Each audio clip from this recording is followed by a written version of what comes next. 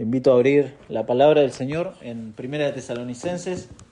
Continuamos nuestra serie en esta carta. Hoy finalizamos el capítulo 3 de Primera de Tesalonicenses. Los últimos 3 versículos, 11, 12 y 13. Vamos a leer y luego vamos a pedirle al Señor nos guíe en esta mañana.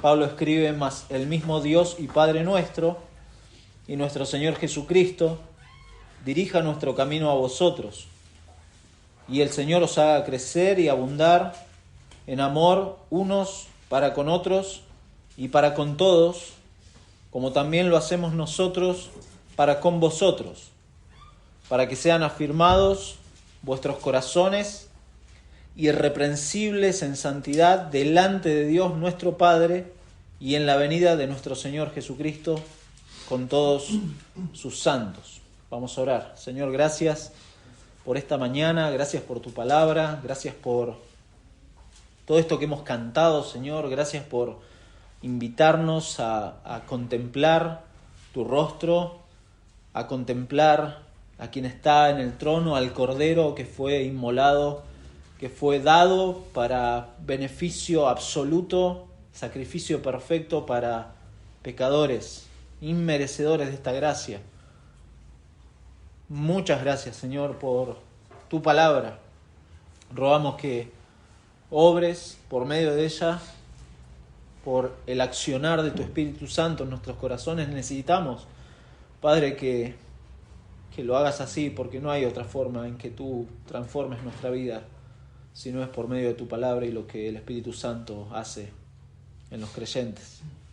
Y damos gracias porque también nos das la certeza de que la misma acción del Espíritu Santo puede obrar salvación en esos corazones que aún no te conocen.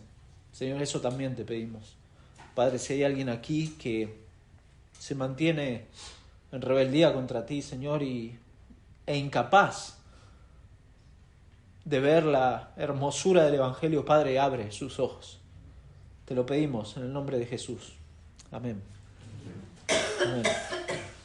Pablo, siempre es bueno hacer como un recuento, ¿no? del contexto, de lo que hemos venido leyendo en esta carta de Pablo a los tesalonicenses.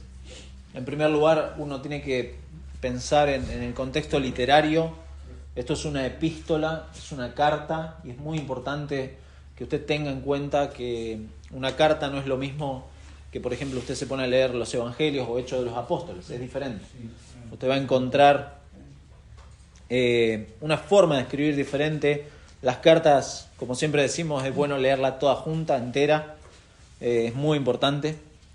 Y acá Pablo escribe 2 cartas, primera y segunda de Tesalonicenses, que tienen muy poca diferencia de una a la otra en cuanto a tiempos de escritura. Son cartas conocidas mayormente como cartas escatológicas, o que hablan de cosas del futuro. Muchos la toman así, y de hecho Pablo en cada capítulo que termina hablando de la venida del Señor. Entonces hay un énfasis fuerte. Pablo en todas sus cartas pone un énfasis fuerte acerca de cómo vivimos nuestra vida cristiana a la luz de la venida del Señor. Entonces Pablo acá es como mucho más enfático en cuanto a eso. Pero reducir estas cartas a este tema de las cosas futuras es realmente no ser justos con todo el contenido pastoral que tienen estas cartas. Si usted la lee, se puede dar cuenta. Contiene mucho, no solamente de cosas que están por venir, sino de cosas que necesitamos hoy para vivir nuestra espiritualidad. Pero por otro lado, además de este contexto literario, hay un contexto histórico. Pablo escribe sobre cosas que está viviendo. O sea, hay un momento, hay una ocasión en donde Pablo está preocupado y que lo mueve a escribir estas cartas. Como hemos visto desde que comienza la carta, Pablo muestra esta preocupación genuina por los hermanos. Él está preocupado por estos hermanos que cuando leímos Hechos 17, los hermanos habían sido de alguna manera no abandonados, pero sí se encontraban como desamparados, sin este líder, sin este pastor, sin esta persona que había fundado esa iglesia y que ahora, bueno, se encontraban solos, a merced de engañadores, a merced, como dice Pablo, de las tentaciones del tentador, en capítulo 3, versículo 5. Pero Pablo tenía esta preocupación genuina, no porque de Pablo dependiera la perseverancia de estos hermanos.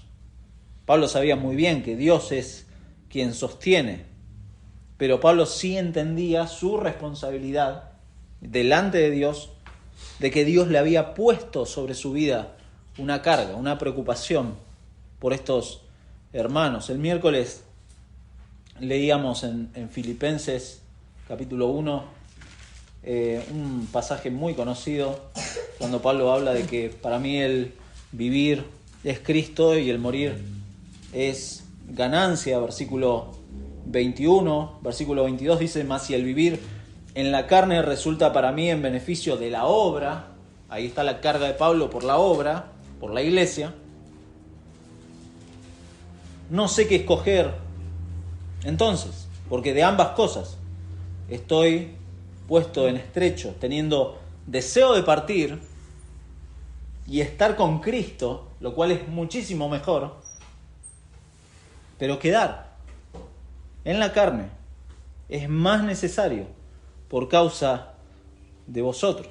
Y confiado en esto, sé que quedaré, que aún permaneceré con todos vosotros, para vuestro provecho y gozo de la fe, para que abunde vuestra gloria de mí en Cristo Jesús, por mi presencia otra vez entre vosotros. Esta responsabilidad, esta carga de Pablo entre los filipenses es lo mismo que estaba viviendo entre los tesalonicenses. Entonces este peso que tenía Pablo, este cuidado que Dios responsabiliza a los pastores, como Pablo en este caso, las luchas, los obstáculos que Pablo ha tenido para ver a estos hermanos nuevamente, y este aire hermoso que vimos el domingo pasado, vuelve a tener un aire, vuelve a vivir, dice Pablo ahí en lo que leímos el domingo pasado, versículo 6, que Timoteo volvió de vosotros a nosotros y nos dio buenas noticias. Y versículo 7 dice: y por ello, hermanos, en medio de toda nuestra necesidad y aflicción, fuimos consolados de vosotros por medio de vuestra fe, porque ahora vivimos. Ahora es como hemos resucitado por saber de que ustedes están firmes en la fe, de que ustedes están bien, pero aún así, bueno, enviamos a Timoteo y nos trae este informe. Y esto fue de ánimo, no solo a Pablo, si se fijan, sino al resto del equipo. Por eso dice versículo 7, fuimos consolados, plural, consolados de vosotros por medio de vuestra fe. La certeza de esta fe genuina, el crecimiento de estos hermanos, la firmeza a pesar de las dificultades y a pesar de la ausencia de Pablo, es lo que lleva a Pablo ahora a orar, como dice el versículo 10, orando de noche y de día con gran insistencia para que veamos vuestro rostro y completemos lo que falte a vuestra fe. Es decir, Pablo ha recibido el informe de Timoteo y no dice: bueno, los hermanos están bien, no hace falta de que vaya. Pablo no dice eso. No, Pablo entiende perfectamente que el proceso de discipulado de estos hermanos era necesario llevarlo adelante. Era necesario, por eso tanto los pastores como cualquier verdadero creyente no nos podemos quedar tranquilos en que, bueno, el hermano ya conoce el Evangelio y con eso basta. No. Por eso el Evangelio debe traducirse en vidas transformadas y eso requiere justamente el discipulado. Por este motivo Pablo ora a la iglesia, por la iglesia.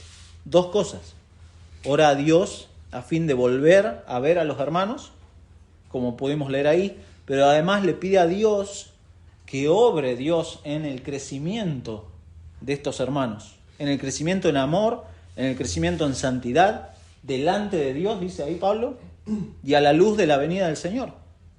Ese es el tema del pasaje. Entonces, tomando este tema, y como aplicación para nosotros como creyentes, nuestras oraciones a Dios deben estar centradas en la búsqueda de este crecimiento. Pablo hace eso cuando ora. Por eso nuestras oraciones deben, por mis hermanos y por uno mismo, deben estar centradas en crecer en el Señor. Mis hermanos que ya conocen el Evangelio, Señor, dales el crecimiento en amor, en santidad. Y con la confianza de que Dios va a usar estos medios que siempre mencionamos para lograr ese fin. La misma vida de oración es un medio. Y Pablo la usa. La lectura, la meditación en la palabra es otro medio. Pero también menciona acá Pablo la comunión con los hermanos. Quiero volver a verlos. Y esto habla de la comunión con los hermanos. De ahí que nuestro pasaje, tomando esa idea, lo vamos a ver en tres partes. En primer lugar, Pablo ora que Dios dirija los caminos de él mismo hacia los hermanos. Que dirija los caminos de Pablo. En segundo lugar, que Dios edifique y afirme la iglesia. Dios puede hacer eso. Y en tercer lugar, que Dios preserve a la iglesia. La iglesia, los cristianos que están permanentemente delante de Dios, delante del rostro de Dios, como se saludaban los creyentes en la época de la Reforma allá en el siglo XVI, coram Deo, se saludaban. Una frase que en latín significa vivir delante del rostro de Dios, bajo la autoridad de Dios y ante la gloria de Dios. Coram Deo. Para esos cristianos la vida, nuestra vida en todos sus aspectos, era para ser vivida delante del rostro de Dios.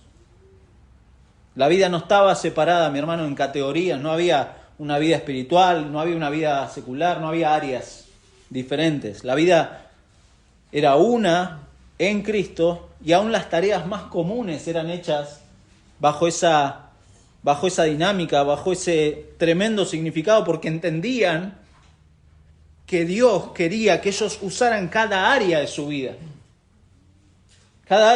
para engrandecer el reino, para extender el Evangelio. Porque para eso vive el creyente, no vive para otra cosa. No vive para su pequeño, para su insignificante, para su tan limitado reino, que el incrédulo sí lo tiene. El incrédulo vive para su reino y para su vida.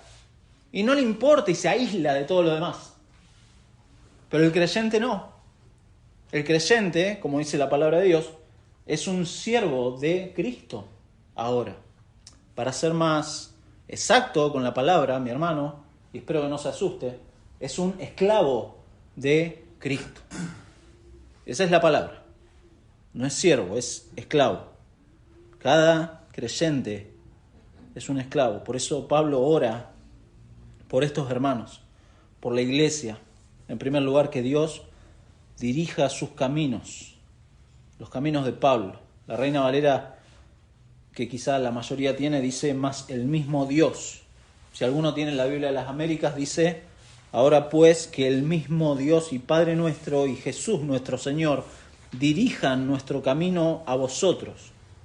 Con ese ahora pues, o como tenemos en la Reina Valera, más el mismo Dios, Pablo está cerrando acá la sección del saludo con una oración que vimos en el versículo 10, que Pablo ora permanentemente, día y noche, dice, por estas cosas, ver el rostro de ellos de nuevo, ayudarles a crecer en su fe, y la forma de hacerlo es por medio de la palabra de Dios. Pablo lo ha mencionado ya, capítulo 2, versículo 13, dice: por lo cual también nosotros, sin cesar, damos gracias a Dios de que cuando recibisteis la palabra de Dios, que oísteis de nosotros, la recibisteis no como palabra de hombres, sino según es en verdad la palabra de Dios, la cual, escuche, la cual actúa en vosotros los creyentes. La palabra de Dios que actúa en vosotros los creyentes. En el creyente han sido abiertos los ojos al Evangelio. El creyente ahora aprende, crece en la palabra, son imitadores de Pablo, dice Pablo acá en Tesalonicenses. son imitadores del resto de los hermanos de las iglesias de Judea, son imitadores del sufrimiento de las iglesias. Impresionante eso que menciona Pablo. Y ahora Timoteo trae este informe de la fe, del amor, del anhelo de los tesalonicenses de volver a ver a Pablo, y la palabra está actuando en ellos. La palabra está actuando en ellos. Si la palabra no actuara en ellos, estos hermanos no tendrían este crecimiento en su fe, no tendrían este amor, no tendrían este anhelo de verlos. La palabra estaba actuando en el corazón y en la vida de estos hermanos. No era mero intelectualismo lo que estaba pasando acá. Era un crecimiento real y las vidas estaban siendo transformadas. Entonces, que nuestro Dios y Padre y nuestro Señor Jesucristo dirija nuestros caminos a vosotros. Pablo ora a Dios el Padre y al Señor Jesucristo. Es interesante porque Pablo los pone como iguales. Aquellos que no creen que Jesús es Dios, y hay algunas sectas que promueven eso. Bueno, acá hay un versículo que usted puede anotar. Esto es un paréntesis, ¿sí? Es de los paréntesis que a mí me gustan. Anótelo.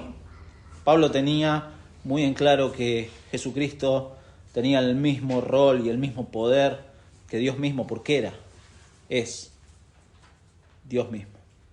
Muchas veces Pablo asume esto, que Jesucristo, ahora glorificado, sentado a la diestra del Padre, tiene ese mismo poder, tiene esa misma autoridad, y es autoridad sobre la iglesia, es autoridad en los cielos. Cristo es la cabeza de la iglesia, dice en otra carta, y este Señor, autoridad de la iglesia y autoridad en los cielos, es quien también puede destrabar el estorbo de Satanás, que Pablo ha mencionado en versículo 18, capítulo 2, versículo 18, por lo cual quisimos ir a vosotros, yo Pablo ciertamente una y otra vez, pero Satanás nos estorbó. Y este Jesucristo, este Dios, este Señor es quien puede destrabar eso. Por eso Pablo ora y dice: Señor, dirige los caminos a ellos de nuevo.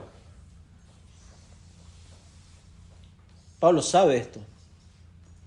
Pablo quiere volver a los hermanos y le pide a Dios que le conceda esto. Mi hermano, esto no es solamente un deseo bonito de Pablo. Hermanos, quisiera verlos. No, Pablo ora delante de Dios. Le pide a Dios: quiero verlos. Quiero verlos, quiero ver cómo están creciendo, quiero ayudarlos. Si hay carencias en su fe, quiero ayudarlos. Es mucho más que un bonito deseo, es una oración a Dios, con la confianza de que Dios puede darles eso. Dios puede.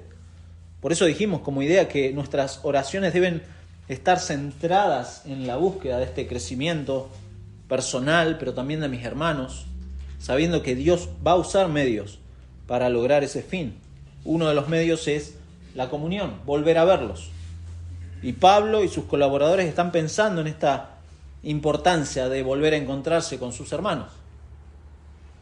Porque uno, como creyente, no puede, mi hermano, no puede vivir su espiritualidad aislado. No va a poder. Haga el intento, pero no va a poder. No va a poder. Mucho menos encerrarse en su casa con su Biblia y con la oración. Le va a faltar algo. Le va a faltar un medio de gracia. No puede crecer solo. Usted, mi hermano, yo, ambos, todos, nos necesitamos. Eso es lo que está diciendo Pablo. Pablo quiere volver a verlos porque nos necesitamos. Por eso Pablo le pide al Señor: dirige nuestros caminos a ellos. Necesitamos verlos.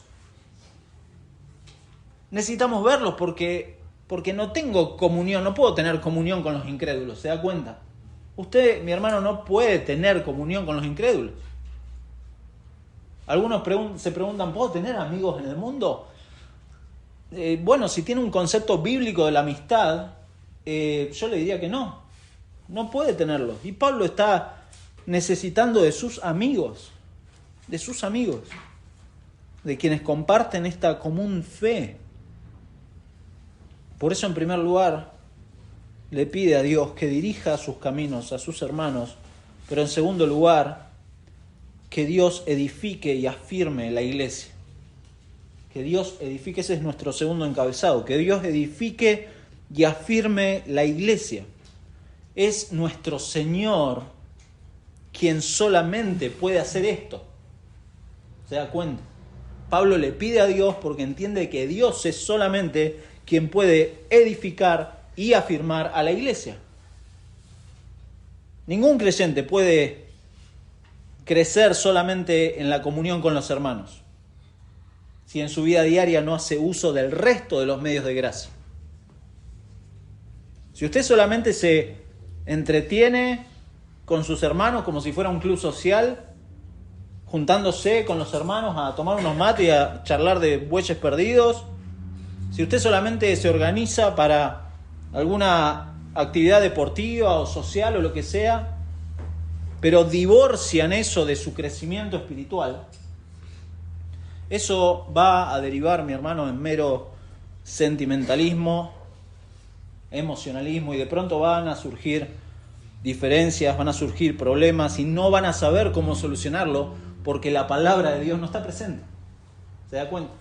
Entonces, es importante cuando la edificación de una iglesia se fundamenta en actividades separadas de un discipulado intencional que busca que cada persona crezca a la imagen de Cristo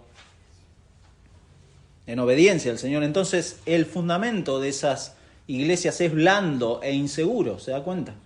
Si solamente son actividades. ¿Por qué? Porque cuando no está la actividad, no está la iglesia, ¿se da cuenta? Entonces es importante que el fundamento sea otro. Es una fórmula segura para el desastre esto de darle demasiada importancia a las actividades o institucionalizar cosas. Hay lugares que tienen vacas sagradas. No le saques la reunión, no sé, de tal cosa o cual otra, porque se desestabiliza mi vida espiritual. Y no depende de una reunión, ¿se da cuenta?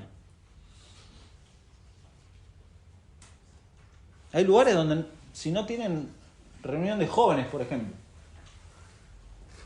¿cómo no? Y se ponen mal, hay personas que se ponen mal.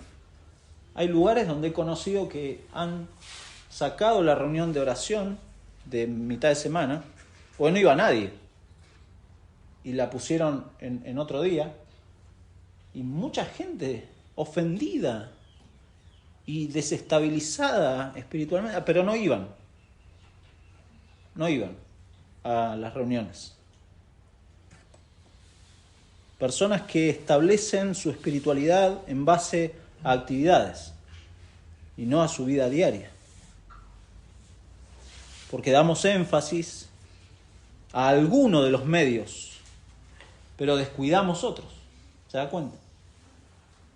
Por eso dice Pablo en versículo 12, y ora al Señor, el Señor os haga crecer y abundar en amor unos para con otros y para con todos, como también lo hacemos nosotros para con vosotros. Aquí el Señor hace, como dijimos, lo que solamente Dios puede hacer.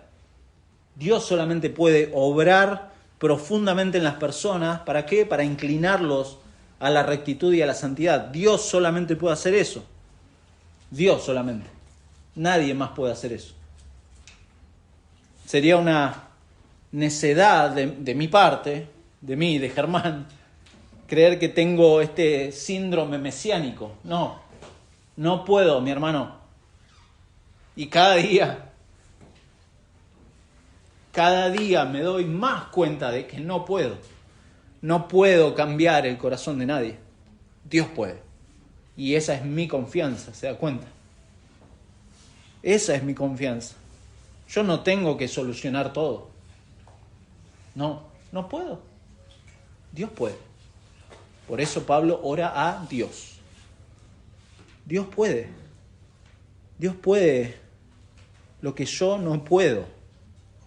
Yo no puedo con mis fuerzas humanas tan limitadas sostener la vida de nadie, ni mucho menos tomar decisiones por los demás. Dios puede. Dios puede transformar los corazones. Dios puede hacer crecer y abundar en amor. Dios puede afirmar los corazones de los creyentes. Los pastores no pueden, los pastores se encuentran cada vez más limitados y los hermanos, unos a otros, van a encontrar esa limitación. Así que, mi hermano, no deje de orar. No deje de orar unos por otros, porque Dios puede. Dios puede. Por eso quédese tranquilo, de parte mía va a recibir quizá un consejo y voy a tratar de ser lo más bíblico una y otra vez, pero mi confianza está en el poder del Señor, en el poder del Señor, no en mis habilidades de oratoria o que no las tengo, o tratar de ser persuasivo en algo. No, mi hermano, tratar de ser persuasivo. No, confío en la claridad y en el poder de la palabra de Dios. Y confío en el Espíritu Santo que mora en cada creyente verdadero, en que va a guiarlo a ser obediente al Señor. Es solamente Dios quien lo va a convencer y me va a convencer para obedecerle a fin de glorificar a Dios con su vida. Yo no puedo. Está mal, incluso está mal que luego de que las papas queman, como decimos normalmente, o cuando me doy la cabeza contra la pared, y no, pero el pastor no me dijo, en la iglesia no me dijeron. No, mi hermano, si usted es un verdadero creyente,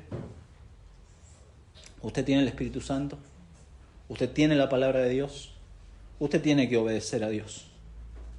Por eso Pablo ora y dice, os haga crecer, el Señor, os haga crecer y abundar, hacer crecer, más adelante lo va a decir, capítulo 4, versículo 1, por lo demás, hermanos, os rogamos y exhortamos en el Señor Jesús, que de la manera que aprendisteis de nosotros, cómo os conviene conduciros y agradar a Dios, así abundéis más y más. Versículo 10, y también lo hacéis así con todos los hermanos que están por toda Macedonia, pero os rogamos, hermanos, que de nuevo abundéis en ello más y más. Pablo les va a escribir una segunda carta a los tesalonicenses, capítulo 1, versículo 3, dice, debemos siempre dar gracias a Dios por vosotros, hermanos, como es digno, por cuanto vuestra fe va creciendo y el amor de todos y cada uno de vosotros abunda para con los demás. Esta oración de Pablo, de alguna manera, Dios la estaba contestando y la contesta, evidentemente, en esta segunda carta. Por eso dice, y el Señor os haga crecer y abundar en amor, unos para con otros, para con todos. Pablo ora a Dios que aquel amor del que ha sido informado por Timoteo, de este amor que está, como dice capítulo 1, versículo 3, este amor que está obrando en ellos, acordándonos sin cesar delante del Dios y Padre nuestro, de la obra de vuestra fe, del trabajo de vuestro amor, el amor que estaba obrando. Pablo ora que crezcan en esto, aún más. ¿Qué significa esto? Porque es rara la frase, esto de abundar en amor unos para con otros. Abundar en agapei, el amor no sentimental. Esta palabra es muy profunda porque está hablando de un amor que no es humano. No es un amor humano. Es el amor de Dios derramado en el corazón del creyente. Entonces, este agapei no es su amor romántico de Hollywood, mi hermano. Es el amor de Dios. Por eso el agapei solamente lo puede tener el creyente hacia otros creyentes. Es esto lo que está hablando Pablo. Este es el lenguaje que usa para hablar de el conjunto de acciones recíprocas que hay entre los hermanos dentro de la iglesia local. Es el amor de Dios vivido entre los hermanos en forma práctica. Son las buenas obras, como dice Pablo en Efesios, buenas obras preparadas por Dios de antemano para que anduviésemos en ella. ¿Se da cuenta? Así es edificada la iglesia. Así es afirmada. No solamente por cuestiones intelectuales, no, por cuestiones muy prácticas. Y Pablo está apuntando a eso, por medio de algo que Dios ha provisto en Cristo, su amor, agapei. Dios lo ha dado en Cristo. Por eso Pablo le pide a Dios que los haga crecer y abundar en esto. No que crezcan en ser compinches. Compinche, yo consigo compinche en la cancha de fútbol, en alguna actividad, compinche ahí en todos lados. Pero Pablo no está hablando de eso, de ser compinche, de que se organicen más seguido para tomar unos mates. Me la agarré con el mate hoy. No, después vamos a tomar unos mates, pero no está hablando de eso, sino que crezcan y abunden en acciones bíblicas, unos para con otros.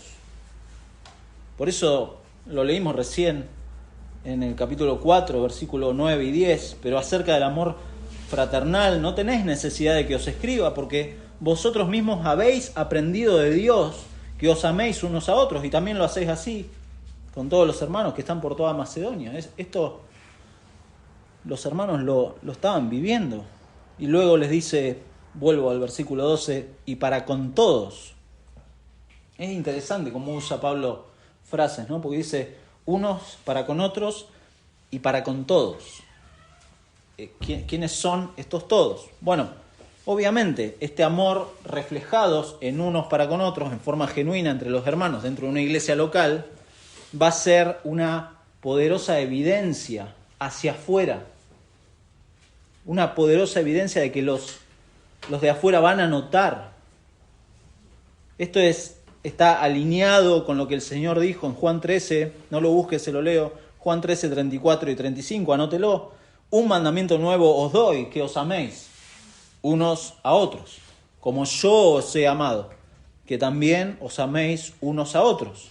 En esto conocerán todos que sois mis discípulos, si tuviereis amor los unos con los otros. ¿De qué manera el mundo entonces va a ver visiblemente el amor de Dios si no es por medio de la iglesia? Ese es el tema. ¿De qué otra manera? Y esto, aclaro, otro paréntesis. Esto no habla de caridad, no habla de obras sociales, no habla de cosas por el estilo, sino en el trato entre los miembros de la iglesia local. El mundo va a ver eso. Mirá, estos se dicen hermanos. ¿Por qué se dicen hermanos? Eso era algo que los acusaban a los cristianos de la iglesia primitiva. Los acusaban de incesto. ¿Por qué? Porque se casaban entre hermanos. Una locura. ¿Cómo? ¿Por qué se aman tanto? Bueno, agapei, el amor de Dios en sus corazones. Y otra aclaración. Esto que dice Juan acá, que en esto conocerán, no habla de salvación. Nadie puede salvar a nadie por el buen testimonio de nadie. Juan acá no está hablando de salvación, no es que el mundo se va a salvar al ver el amor de ustedes y van a venir a la iglesia y van a salvarse todos por el amor que se tienen unos a otros. No. El único medio para que el hombre sea justificado delante de Dios es la obra de Cristo. No es mi buen testimonio. No, nadie puede salvar por el buen testimonio, pero sí habla Juan acá de nuestra identidad y de nuestro compromiso como creyentes.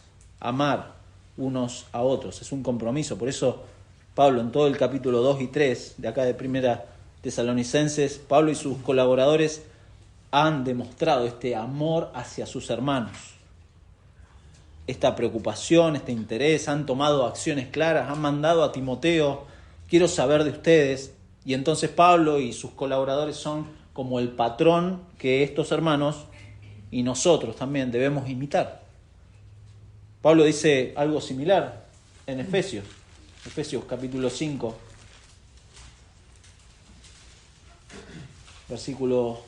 estoy en Gálatas. Efesios, capítulo 5.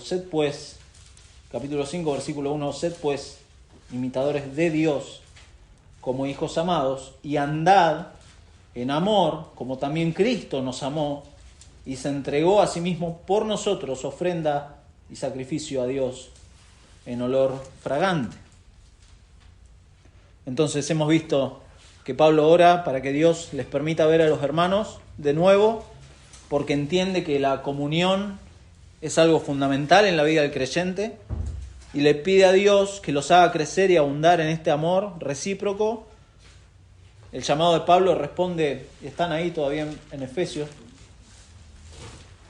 este llamado de Pablo responde a lo que en Efesios Pablo va a escribir, capítulo 4, versículo 13, hasta que todos lleguemos a la unidad de la fe y del conocimiento del Hijo de Dios, a un varón perfecto a la medida de la estatura de la plenitud de Cristo, para que ya no seamos niños fluctuantes, llevados por doquiera de todo viento de doctrina, por estratagema de hombres que para engañar emplean con astucia las artimañas del error, sino que, siguiendo la verdad en amor, crezcamos en todo en aquel que es la cabeza, esto es Cristo, de quien todo el cuerpo, está hablando de la iglesia, bien concertado y unido entre sí por todas las coyunturas que se ayudan mutuamente, según la actividad propia de cada miembro, recibe su crecimiento, y escuche, para ir edificándose en amor.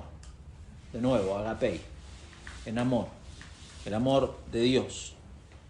Este es un genuino interés, esta es la buena preocupación que Pablo tenía por estos hermanos. Por eso lo último que Pablo ora acá, y es nuestro tercer y último encabezado, que Dios preserve a la iglesia. Que Dios preserve a la iglesia. De nuevo, es algo que Dios solamente puede hacer. Dios solamente puede, como dice el versículo 13, sean afirmados vuestros corazones, irreprensibles en santidad, delante de Dios nuestro Padre, en la venida de nuestro Señor Jesucristo, con todos sus santos. Solamente Dios puede, créalo, solamente Dios puede afirmar el corazón, nuestros corazones. Solamente Dios puede mantenernos irreprensibles. Solamente Dios puede hacernos crecer en esta santidad que menciona. Solamente Dios puede preservar a su iglesia. Solamente Dios. Amén. Pero, y ponga un pero en mayúscula, pero Dios va a usar medios en este tiempo, en esta temporalidad que vivimos, va a usar medios para lograr eso. Y si nota, acá Pablo nos está orientando, como lo ha hecho en toda la carta, a la segunda venida de Cristo. Es decir, cómo el comportamiento presente se ve afectado por la realidad de la venida de Cristo. Este para qué apunta a un resultado y está conectado con lo anterior. Lea versículo 12, y el Señor os haga crecer y abundar en amor unos para con otros y para con todos, como también lo hacemos nosotros para con vosotros, para que sean afirmados vuestros corazones. Es resultado esta oración de Pablo para que Dios edifique y afirme a la iglesia en amor unos a otros y para con todos, va a tener como resultado la afirmación de nuestros corazones. Que vuelvo a decir, no habla de emociones, sino el corazón acá habla de todo el ser, de toda la persona. ¿Puede notar cómo conecta Pablo esta oración a Dios para volver a verlos? Pero también con la importancia de que sigan creciendo en amor, edificados por Dios, fortalecidos. Por eso habla de afirmar, para ser santos y estar listos para el regreso del Señor. Pablo conecta todo eso.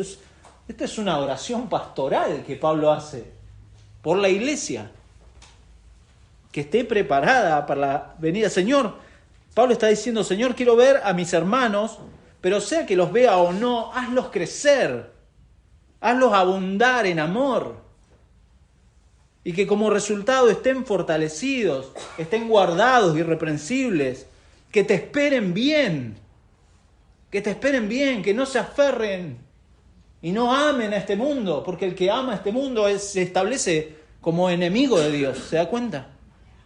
Pablo ora, Dios puede hacer esto. Y Pablo ora así. Está preocupado por sus hermanos. Por eso los creyentes saben que cuando Cristo vuelva va a recompensar a su pueblo y sus obras van a ser evaluadas. Van a ser evaluadas. No para definir si alguien va a ser salvo o no. No se preocupe. Cristo ha pagado completamente la salvación del creyente. Por eso está seguro en Cristo. El creyente está seguro en Cristo. Ha sido perdonado, ha sido justificado, va a ser glorificado. Amén, amén a eso. Pero Dios va a evaluar nuestras vidas. Él pagó nuestra salvación y lo ha hecho en Cristo. Por eso, mi amigo, si usted no es creyente, si hay alguien acá que no es creyente y está buscando, como se dice comúnmente, ganarse el cielo con buenas obras, desista de eso. Desista, porque no tiene asidero, no puede. Pero el cristiano verdadero descansa en esta todo suficiente obra de Cristo para rescatarlo, para perdón de pecados, para justificación delante de Dios. El verdadero creyente descansa en eso. Pero, otro pero, bajo esta esperanza de su regreso, el creyente verdadero procura vivir, no es que lo hace perfectamente, pero procura vivir en santidad delante coram Deo, delante del rostro de Dios todos los días, y frente a la realidad de su venida. Por eso Pablo menciona en esta oración: irreprensibles en santidad delante de Dios nuestro Padre, en la venida de nuestro Señor Jesucristo con todos sus santos. Pedro, el apóstol Pedro, lo dice de manera similar. Acompáñenme, 1 de Pedro, capítulo 1. De nuevo, después de hablarles de lo que representa la bendición para el creyente, la realidad del Evangelio en la vida del creyente, algo que dice ahí en versículo 12, que anhelan mirar los ángeles, algo que impresionante lo que Dios ha hecho en Cristo, no le alcanzan palabras. Pero versículo 13, Pedro dice: por tanto, en función de todo esto, ceñid los lomos de vuestro entendimiento, sed sobrios y esperad por completo en la gracia que se os traerá cuando Jesucristo sea manifestado, segunda venida. Como hijos obedientes, no os conforméis a los deseos que antes teníais, estando en vuestra ignorancia, cuando eran incrédulos, sino como aquel que os llamó es santo. Y yo le pregunto a mi hermano: ¿quién lo llamó a usted? ¿Lo llamó Germán por teléfono? ¿Le mandó un mensaje por WhatsApp para que venga a la iglesia? ¿Lo llamó algún amigo para que...? No, al verdadero creyente Dios lo llamó. Dios lo llamó. Y aquel que os llamó es santo. Entonces Pedro dice acá: sed también vosotros santos en toda vuestra manera de vivir. ¿Por qué? ¿Porque lo dice Germán en el púlpito? ¿Porque lo leí en alguna página? ¿Porque vi a algún pastor en YouTube? No, porque escrito está. En su palabra. En su palabra, mi hermano, está escrito que Dios es santo. Entonces, sed santos porque yo soy santo. Ese es el llamado de Dios. Dios nos llamó a salvación, pero Dios a cada uno de sus hijos los llama a la santidad. Y ese es el llamado que Pablo hace en esta oración también. Que los mantengas así, firmes, irreprensibles. Van a luchar con el pecado. Claro que sí, vamos a luchar y vamos a luchar. Pero Señor, manténlos, cuídalos, porque, como dijimos en el último encabezado, Dios preserva a su iglesia. Dios los preserva. Por eso uno puede descansar en Dios sobre estas cosas. Como dijimos, Pablo oraba que Dios dirija los caminos de ellos a los hermanos, que Dios edifique y afirme a la iglesia, que Dios preserve a la iglesia.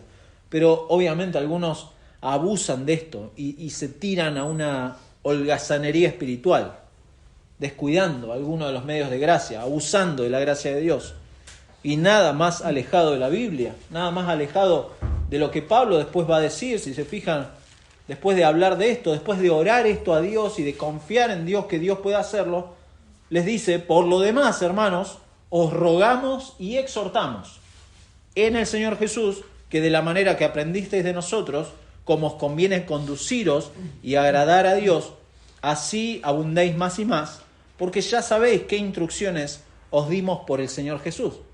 Entonces, uno puede descansar, pero no puede abusar de la soberanía de Dios, porque obviamente Pablo está preocupado por los hermanos y los hermanos tienen que vivir de esta manera a la luz de su venida. Por eso, mi hermano, es bueno preguntarse de qué manera está este anhelo que Pablo tenía por sus hermanos. Volver a ver a mis hermanos. Y si tiene ese anhelo, ¿con qué fin busco reunirme con mis hermanos? ¿Para tomar de vuelta? ¿Para tomar unos mates nomás? ¿O quiero saber qué hizo Cristo en la vida de mi hermano? Quiero saber. ¿Por qué? Pues sos un, ¿cómo se dice? Un chusma, ¿querés saber? No, porque es la forma que Dios me bendice, ver cómo Dios transforma la vida de mi hermano y también recíproco y de vuelta unos a otros. Eso es de tremenda bendición. Mi hermano, si usted tiene familia creyente, yo sé que muchos acá tienen familia creyente, aproveche esa tremenda bendición. Parte de la iglesia local está muy cerca suyo, es familia suya. Aproveche eso. Hay gente que no tiene familia creyente cerca. Aprovechelo. Pero otra cosa, ¿cómo usted está orando por sus hermanos? ¿Cómo oro por mis hermanos? Y Pablo acá da buenos principios. En primer lugar, obviamente necesito orar. Eso es algo básico. Necesito orar. Necesito depender de Dios en todo. Necesito pedir a Dios que crezca mi amor por mis hermanos. Crecer en amor con los miembros de mi iglesia local. Necesito pedirle a Dios eso. Pero también abundar en un amor práctico. En algo práctico. Y que ese amor también se vea hacia afuera. Y eso me mueva también a buscar a los perdidos. Porque eso también es amar. El amor de Dios ha sido derramado en nuestros corazones, no para que nos quedemos encerrados, cual secta hermética que... No, es para que el mundo conozca de Cristo. Buscar al perdido y que ese amor me afirme y me exhorte cada día a buscar esta santidad que pretende el Señor de su pueblo.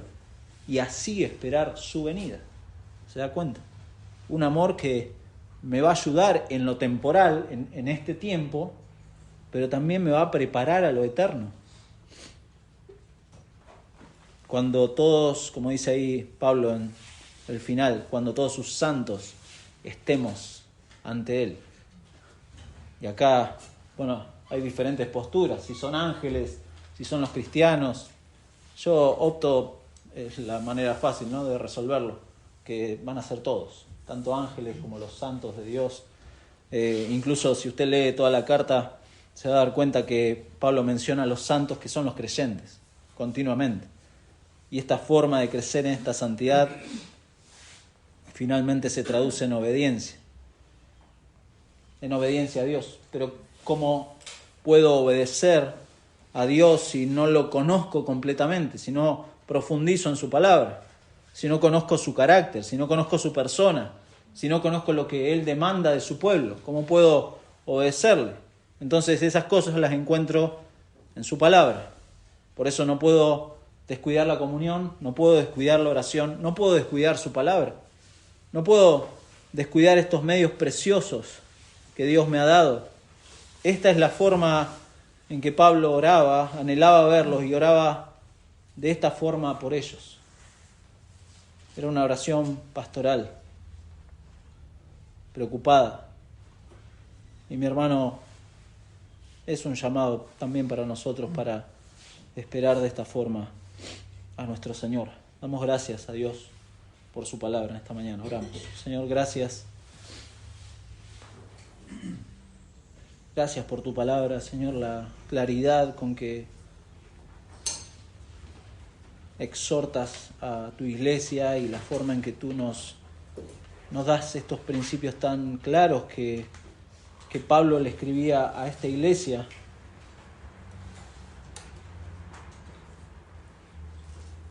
Señor, cuánta incapacidad hay en nosotros para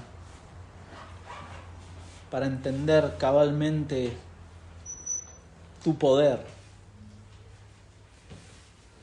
Tu siervo Pablo oraba así porque evidentemente estaba viendo tu gloria y tu gracia obrando en la vida de estos hermanos. Señor, abre nuestros ojos para ver con claridad cómo tú estás transformando la vida de cada uno de mis hermanos, de cada uno de nosotros, Señor, y que eso nos lleve a orar más por mis hermanos, a orar más para que crezcamos en amor unos para con otros, a orar más, Señor, porque sabemos que es tu poder y tu gracia la que va a afirmar nuestros corazones y prepararnos para la venida de nuestro Señor. Y mientras esperamos a nuestro Señor, Padre, danos la gracia también para que ese amor sea tan evidente que sirva de aval a la hora de predicar tu evangelio, Señor. Que el mundo vea lo que has hecho en vida de pecadores, inmerecedores de tu gracia, personas que estaban muertas en sus delitos y pecados y que sin embargo tu misericordia ha permitido ahora que formen parte de tu familia, Señor. Que el mundo pueda ver eso. No porque se vayan a salvar por esa evidencia, Padre, sino que sea esa nuestra identidad y nuestra firmeza, nuestra confianza delante de ti. Y que eso sí nos dé ánimo para hablar a otros. Padre, rogamos, ayúdanos a crecer en santidad. Y ayúdanos, Padre, a cada uno de nosotros a seguir haciendo lo que tenemos que hacer hasta que tú vuelvas. Señor, si hay alguien aquí que no te conoce, haz lo que solamente tú puedes hacer.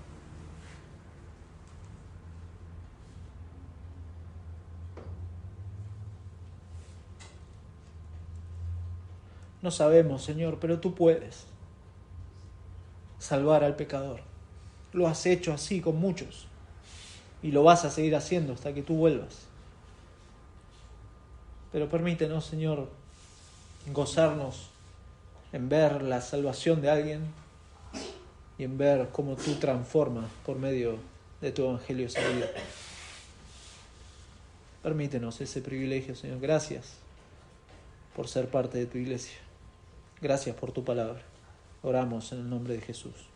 Amén.